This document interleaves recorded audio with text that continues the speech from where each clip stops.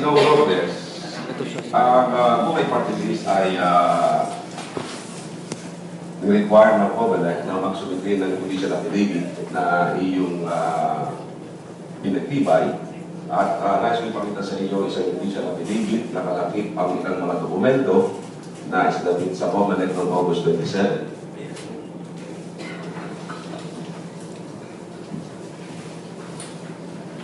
Ay pagsabihin ko sa ating komisyon kung ito yung affidavit na yung isinabit noong August 27. Opo, ito na po.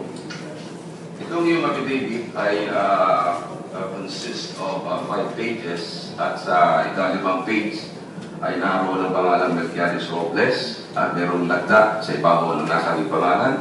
Maaari ka sabihin mo sa ating komisyon kung ito ang iyong nilagdaan. Ito nga po ang aking lagda. At sa bawat pahina ng nasabing judicial affidavit ay may mga lagda. Maaari pa sabihin mo kung anong lagda yan. Ito ay akin. At kalakip din ng judicial affidavit ay mga dokumento from Exhibit A to Exhibit O-1 inclusive. Maaari ba sabihin mo sa ating Honorable Commission kung ito ay mga dokumentong inilakip mo sa judicial affidavit? Tawa po yan po. At pinagtitibay mo ba sa ilalim ng iyong panunumpa at sa harap ng ating komisyon ng katotohanan ng lahat ng sinasabi mo sa judicial affidavit? Opo, pinututunan ito po. Ilan po your honors and he is now ready for the questions. Thank you, Council. Incumbent po ba kayo, Congressman? Hindi po. Meron po ba kayo incumbent? Meron po. Meron po kaming dalawang Congressman. Anong sektor po? Kami po ay isang marginalized political party. So, you are registered as a political party, pero ngayon po, sasali kayo, o sumasali na kayo sa karaan pa sa party list system. Opo. Mula pa po Or noong registered 2000. kayo as a political party. Opo. Mula pa kailan? Noong 2001 po. 2000. You have always been, palagi ko kayo nandun sa Kongreso, pero kayo palagi na nandun. Opo. So ano ang sektor? I-represent nyo dahil although political party kayo, pag sumali ko kayo sa party list system, pero dapat kayo i-represent na sektor. Sa party list system po namin, while tama po kayo, multi-sectoral po kami, pero meron po kami special interest sa mga sektor ng unborn, mga matatanda, mga may kapansanan, o ang mga sektor na bibigyan ng ibang pansin. So sa batas, sinasabi nyo, youth, sector youth, The handicap, children, the unborn, the aged, wala akong unborn sa batas. handicap. Pero ito ko youth, pwede na less than 30 years. Maaari po. Youth, pasok kayo. Opo, kasama rin po namin sa aming partido. Uulit kami mga kabataan na kabilang sa aming partido. Ano ba ang sector? Kasi I think ito, multi-sectoral event niyo ba? Well, ito ang sabi ang focus po namin. Hindi po kami nakatuon sa mga ito, pero kaya nga po ng sinabi ko, ito ay multi-sectoral. Pero sa dami po ng sektor na pwede kong banggitin, minabuti po namin mag-focus dito. So pagkabat sa mga batas po na naipasa, sinasakop din po namin, nakikinabang din po ang iba't ibang sektor. Kaya kung sinabi niyo multi-sector kayo, means pwede niyo i-represent lahat ng sektor halos. Kaya multi-sectoral kayo. Ang nature po yun, Hindi naman po yata yun ang concept ng sectoral representation. Hindi ba ang concept ng sectoral representation is you represent a particular sector as enumerated by law. opo, kami po ay marginalized political party. Ito po ang, kung gusto natin ng sektor, ang masasabi ko ba, ito po ang sektor ng political party na marginalized po. Wala rin yung sector ng political party. Alam po ang sector, coalitions and political party. Pwede kong sumali ang mga political parties in the sectoral elections or party list elections. Pero hindi yung sector ng political party. Opo, kailangan mo mayroong sektor kasi enumerated under the law, isang dosena mo yun eh. Sinasabi, youth, handicap, OFW. Nabanggit ko po, Lahat po yan nire-represent nyo. ang represent po namin, may special focus po kami dito po sa the aged, in fact, kahit po ang unborn, the sick, disabled po, yan po ang aming represent. So, Nakatuon po dito sa aming... para sa pan, wala mo kayong specific under your constitution and bylaws, but you can represent any and all sectors under the party system. Doon po sa aming, wala po sa aming as a marginalized political party. Pero hindi naman kasi napapakawalan mo kayo minsan na religious. Hindi ko naman kayo religious. Hindi po. Dahil bawal ko. Opo.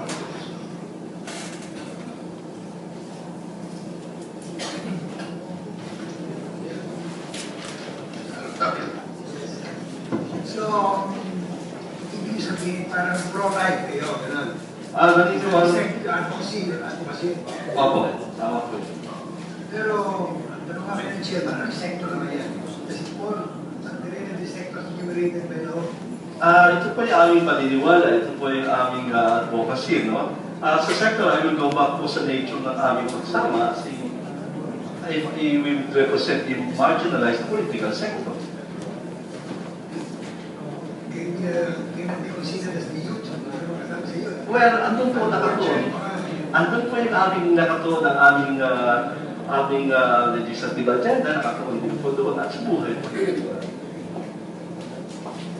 So, actually, your family is advocating or as an advocacy that is to protect the abandoned unborn child and other pro-life activities. Opo.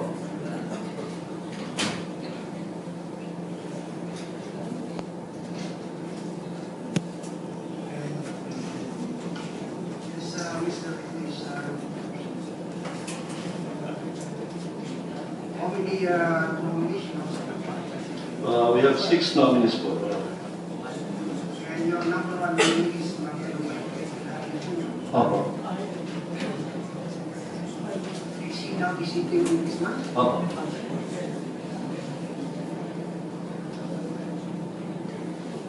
How is he related to Brother Mike? Siya po yung anak ni Brother Mike Pilar. Your second nominee is Opo. how is he related to the former mayor? Siya po yun. And do you consider your nominees marginalized? Again, sila po ay member ng aming partido. They are members of your Yes, opo. party, and but they are not marginalized. Again, we go back that the one is marginalized is our party. But not nominees. I depends on how we relate that, but they are there because of the party. They are because of the party. How about the other mayors? How about this really academic team? Yes, he's an incumbent congressman. Have these opinions their subject? Yes, Your Honor. How much is the work of Mariano making the I wouldn't know at the moment, Your Honor. I wouldn't know. How about the Wisman team? I wouldn't know, Your Honor. When you include this in your study of Yes, sir. one more question. Kasama sa mga nominee ninyo si Dr. Predictive Chua, no? Alam niyo, very active ito sa Nesa Colombo, sa mga ito. So, is he part of this religious organization?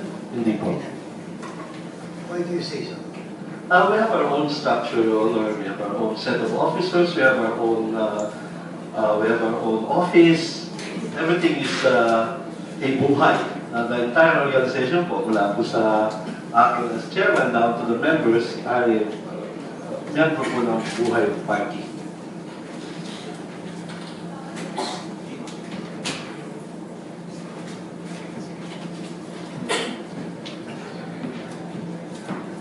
Thank you. You're the former chairman of the LRTA. I'm the former administrator po. Sorry. Now, right now, the incumbent congressman or Congressman Ching, and who's the other one? Michael Velarde. That is the father of your number one nominee. I'm sorry, Is that the father of your number one nominee? no, he's the youngest son. Yeah, youngest son. Okay.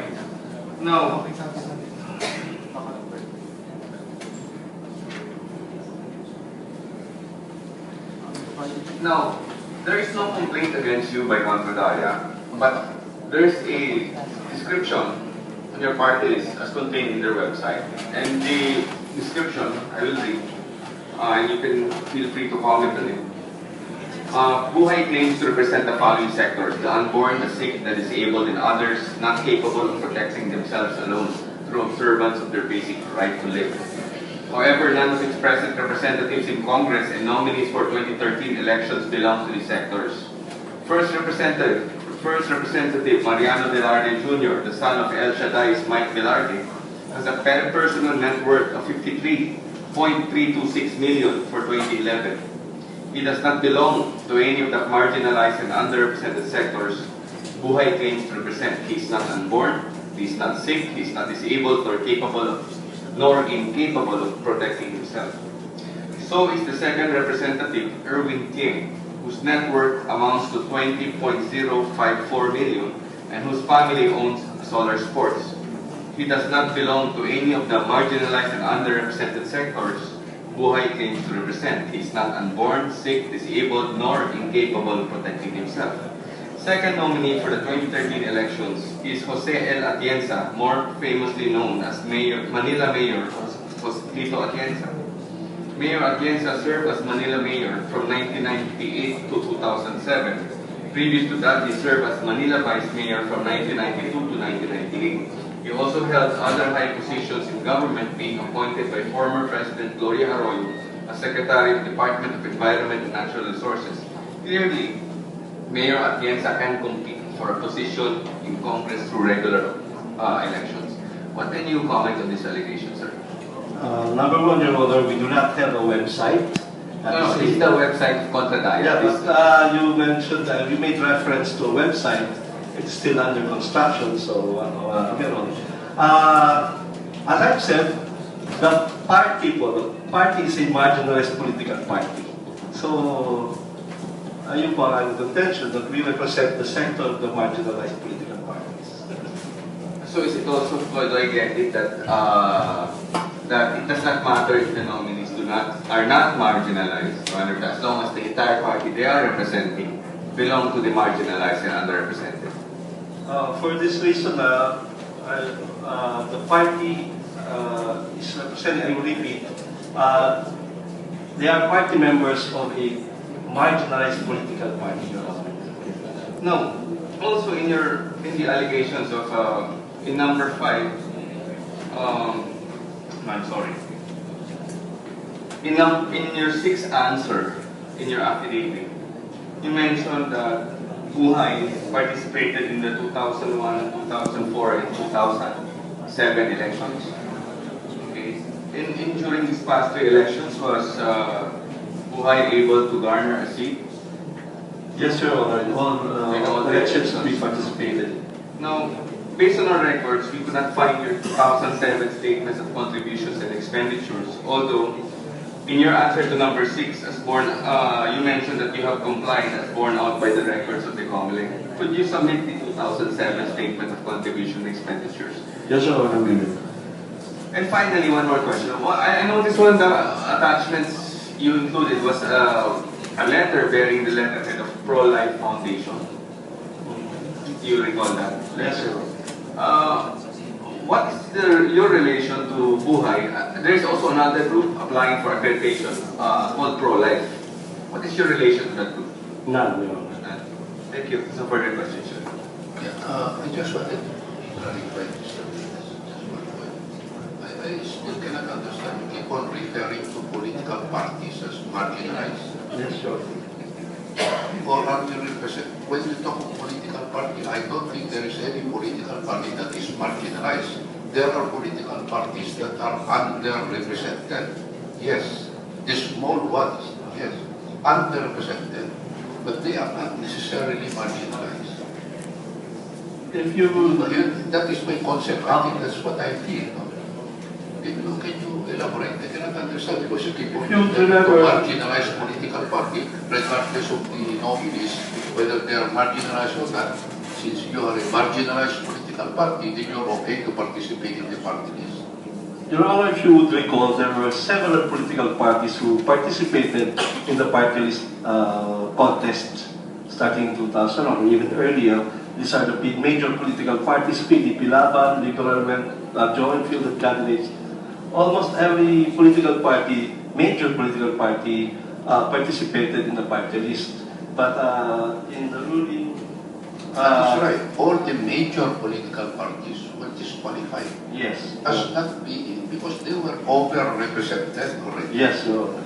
And in our case, we do not have any candidates fielded in any level, whether councilor, mayor, or senator, congressman. Our only candidates that we feel that the party list. We only joined the party list race. Yes, but if one of your nominees, like the former mayor of Manila, can readily, as in fact he has run in several positions in major political parties, he has won and lost at the same time, but he is really a major player in major political parties. That is And true. he now represents your political party. Now you're saying it is a marginalized political party. It does not matter what kind of whatever the nominee is, whether he is a major political personality or not, it does not matter because your party is a marginalized party. Is that your concept? So a major consideration of bringing in the former mayor of Manila because he's a staunch pro-lifer and shares with us. In fact, he was with the early inception of the party. He was there with us as a moral guide for us.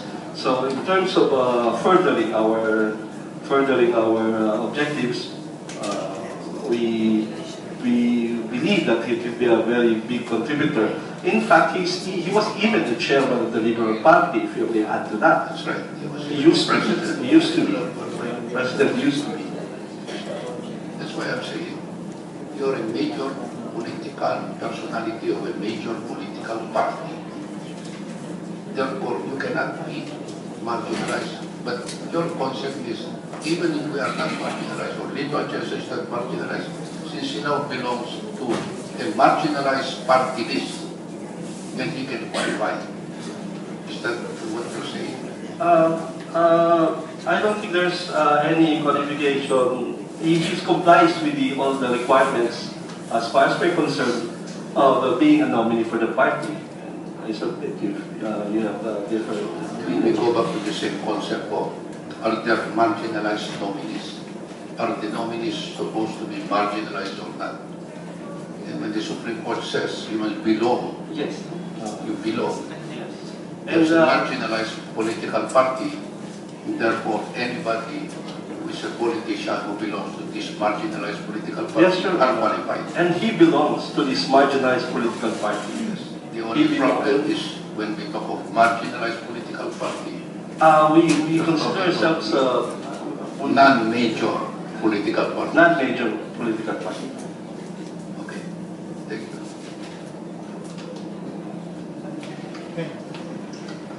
Thank you very much, Mr. Magandang hapon po, Your Honors. With your permission, we'd like to read out opposition to BUHAY party list. Ako si Kenneth Keng from the Filipino Freedom Post. Submit po kayo ng opposition. We're at the end of this statement, we're going to request for the 10-day period para ma-submit yung written opposition. Pero may clear po ito.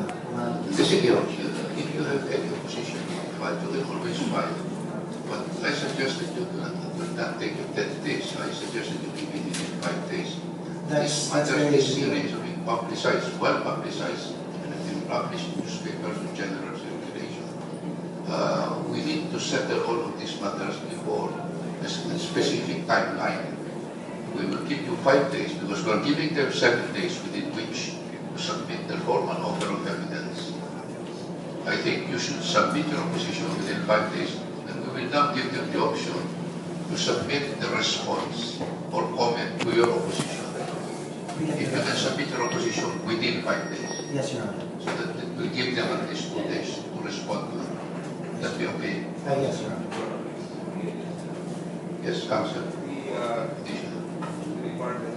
The requirement of application, Your Honors, I think before we could submit the opposition, we have to find out if they are also complying with the publication. Publication of their opposition. Yes, Your Honors. Now we have relaxed all matters of opposition. You will notice, Counsel, that even the mere letter of Confredaya, we have somehow recognized the same. Then We we respond to it just for the record. we can submit the comment as soon as we receive the That's comment. right. That's why we're giving them 5 days within which to submit the opposition, so that you will have enough time to respond to it. Yes, Your Either by way of comment, a reply, opposition, counter We will comment, incorporate that in our formal offer. and you can incorporate them in this one.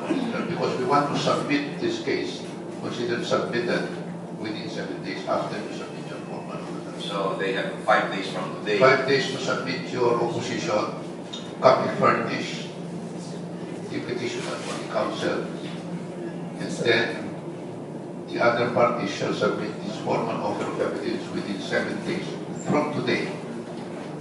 From today, after which the matter shall be considered submitted for resolution. You know, maybe request, I think the 5-day period is too long. I think he's ready with his opposition. If he has the opposition, maybe just have a copy today. The shorter, the better. If you can file it in 3 days' time, council. We would request for 5 days, Your Honor. Right now, we have a verbal statement prepared, and then... If that is the case, make a personal service to the council for the petitioner. Maybe request the oppositor to submit their opposition within 3 days, Your Honors, because this is a very voluminous We have document. given them already 5 days, council. But we still have to incorporate that. We still have to make our formal offer, we still have the formal offer. If they, 3 days, I think would be enough. So that we will have all the time. you'll need 5 days, about 3 days. We would like to ask for 5 days, Your Honor. We feel that that's reasonable given it's about half the time. Then maybe request for 10 days to submit our formal offer and comment, because we still have to confirm with my clients, Your Honors, and confirm with them the contents of their opposition. There might be some Kamu, you need to study yung resolution in back If the gentleman, counsel of BUHAY would like, I could read out the verbal statement now. We have to get a written vote. Yung council for the oppositor, kayo na hopefully kasi nakapag-publish na ito. You notice most of the opposition have already been submitted to us either by way of letter. So, giving you 5 days, okay lang kung gusto lang ng 5 days, pero it's dilatory, tumatagal. We're very... Meron na ba kayo, wala pa kayong ready? Are you ready with any? As of now, no. What is the basis of your opposition? Your Honor, it's on 2 points. First, that BUHAY party list does not represent any marginalized or underrepresented sectors. And That's second, exactly what we're discussing, and we're aware of what we're discussing. indeed, Your Honor. We want to develop that further. We believe we have some developments, and also as concerned citizens and as our group, we would just like to make sure that our opposition is registered and official with your August body. It is already registered, and we're allowing you, if you can lower it to 3 days, we can allow. 3 days. Just have to work a little overtime on your part. We will, Maybe 3 days, so that the other party can have enough time to respond to it. Up to 7 days, para 3 days na kayo. While we're tapping the 5 days, Your Honor, we submit to your pleasure, Your Honor. So, Yeah, 3 days and then 7 days. Because the 7 days will cover both the formal offer as well as their comment or opposition or response to the opposition. So that everything will be considered submitted on the 7th day. yes, Your Honor. Okay. So 3 days for the opposition to be submitted, copy furnished, the petitioner or the council. Then the petitioner shall be given 7 days from today within which to make the formal offer, and together with any response or comment to the opposition submitted. Yes, Your Honors. Thank you so much, Your Honors. Thank you, Your Honor. Thank you very much, council. Pasang Mazda, Nationwide Kit, AM Mazda.